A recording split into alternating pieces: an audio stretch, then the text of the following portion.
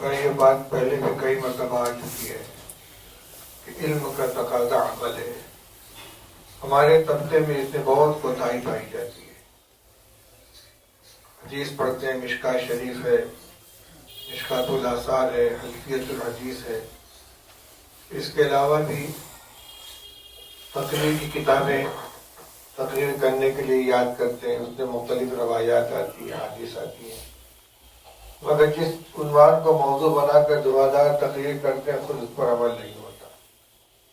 اس لیے اس کی طرف توجہ کرنی چاہیے. اصل میں دو باتیں ہیں. علم کے معنی یقین کے ہیں. علم صرف جاننے کا نام نہیں ہے. علم کا مطلب جس چیز کو یقین کے ساتھ جانے اس کو علم کہتے ہیں. چنانچہ آپ نے منطق کے اندر بھی ظن کو تصور میں شامل کیا ہے. وہ علم کے اندر تصدیق کے اندر نہیں آتا ہے. اچھا، جس چیز کا یقین ہو آدمی کو وہ اس کے خلاف عمل نہیں کر سکتا. آپ کے ہاتھ میں ایک گلاس دے دیا جائے اور کہا جائے پی لیجیے، شربت روح افزا ہے، لیکن آپ کو یقین ہے کہ یہ زہر ہے. کتنی ہی تقریر کی جائے، فوائد سمجھائے جائیں، لیکن دوسروں کے کہنے پر عمل نہیں، اپنے یقین پر عمل، اس کو نہیں پئیں گے. اور اس کے برخلاف آپ کے ہاتھ میں کوئی 100 کا نوٹ ہے، کوئی کہہ رہے یہ چورن والا نوٹ ہے، یہ نقلی ہے، یہ خراب ہے، لیکن آپ سمجھ لیں کہ یہ اصلی ہے، اس کو ضائع نہیں ہونے دیں گے. کیوں؟ اپنے یقین پر آدمی عمل کرتا ہے. کسی آدمی سے کہا جائے کہ تم 3 منزل اوپر سے کود پڑو، چوٹ نہیں لگے گی، کود جائے گا. سب لوگ مل کے اس کو تسلی دلائیں، لیکن اس کو یقین ہے کہ نہیں، گریں گے تو یا تو روانہ ہو جائیں گے یا زخمی ہو جائیں گے. تو علم کے معنی یقین کے ہیں، اور یقین کے خلاف عمل نہیں کرتا آدمی، فطرت ہے. تو اب جس چیز کو ہم نے پڑھا کہ فلاں عمل کی سزا جہنم ہے، فلاں عمل کی جزا اللہ کی رضا و خوشنودی ہے، اگر اس کے کرنے کی طبیعت میں آمادگی نہیں ہے تو اس کا مطلب یہ کہ جو وعدہ اس میں کیا گیا ہے اس پر ہمارا دل مطمئن نہیں ہے، اور جو وعید سنائی گئی اس پر دل مطمئن نہیں ہے. صحابہ رضی اللہ تعالیٰ عنہ کا یہی حال تھا کہ وعید سنائی جاتی تھی تو کانپ اٹھتے تھے، اور جزا سنائی جاتی تھی تو مست ہو جاتے تھے. مشکاۃ شریف میں روایت ہے کہ غزوے کے اندر رسول اللہ صلی اللہ علیہ وسلم شریک ہیں. ایک صحابی عمیر ابن الحمام، انہوں نے کہا یا رسول اللہ ارأیت ان قتلت، یہ بتائیے کہ اگر میں قتل کر دیا جاؤں اس لڑائی میں تو میرا ٹھکانہ کیا ہوگا؟ فرمایا جنت. ان کا بخا بخا بہوا بہوا بہوا، اور اس کے بعد نیام میں سے تلوار نکال کے نیام کو توڑ کے پھینک دیا اور میدان میں گھس گئے، شہید ہو گئے. اسی طرح کا ایک واقعہ ہے حضور کی وفات کے بعد ایک غزوہ میں ابو موسیٰ اشعری رضی اللہ تعالیٰ نے یہ روایت سنائی.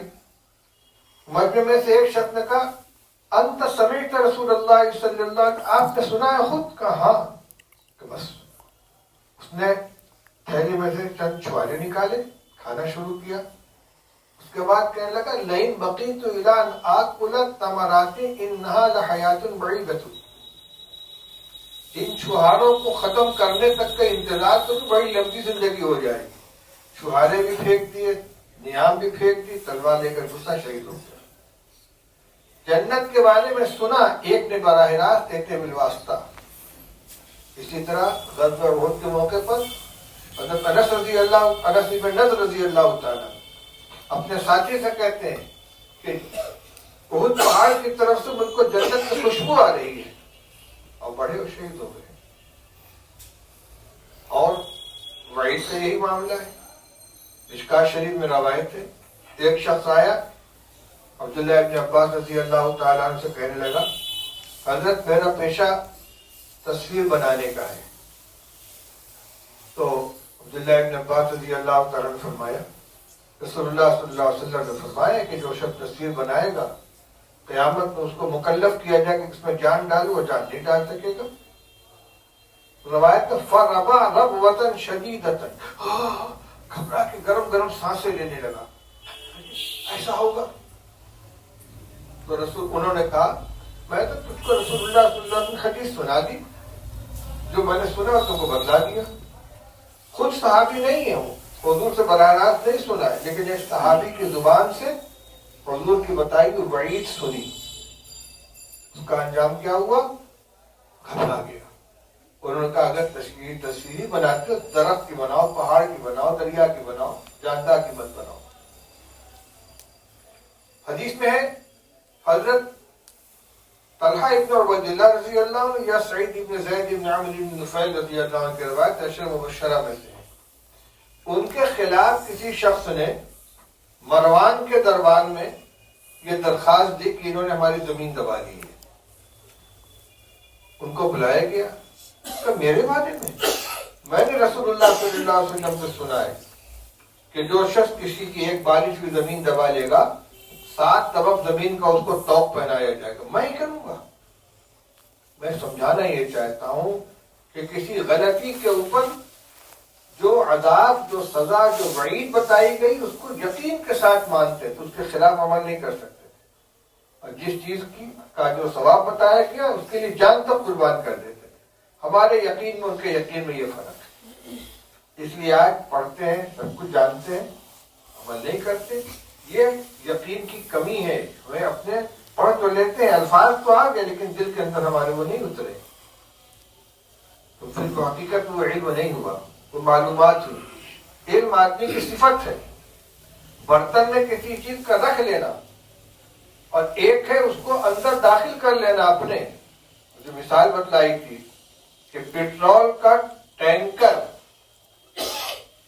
چل رہا ہے، اگر گاڑی کی انجن کے اندر پیٹرول ہے تو گاڑی چلے گی، لیکن پیٹھ کے اوپر بھرا ہوا ہزاروں گیلن پیٹرول ہے اور اس کی انجن میں پیٹرول نہیں تو گاڑی چلے گی. یہ جو ہم نے پڑھا ہے اگر یہ علم ہمارے اندر اترا ہے تب تو ہم کو چلائے گا، سیدھے راستے پر چلائے گا، اللہ تک پہنچائے گا. اور اگر اندر نہیں اترا ہے تو وہی کمثل حمار یحمل اسفارا، پیٹ پر لدا ہوا ہے. حضرت جو فرما رہے ہیں، جو سنائے، اور مخاطب ان کے زیادہ تھا علماء اور طلبائی ہوتے تھے، اور وہی فرمان یہاں ہمارے سامنے پڑھا جا رہا ہے. اس لیے یہ نہ سوچے کہ پڑھنے کا زمانہ ہے عمل بعد میں کریں گے. جو معلومات ہوتی رہے فضائل کی، اعمال کی، چاہے معمورات ہو چاہے منہیات ہو، پر عمل کرنے کی کوشش کریں. یہی زمانہ بننے کا ہے. اللہ تعالیٰ توفیق عطا فرمائے.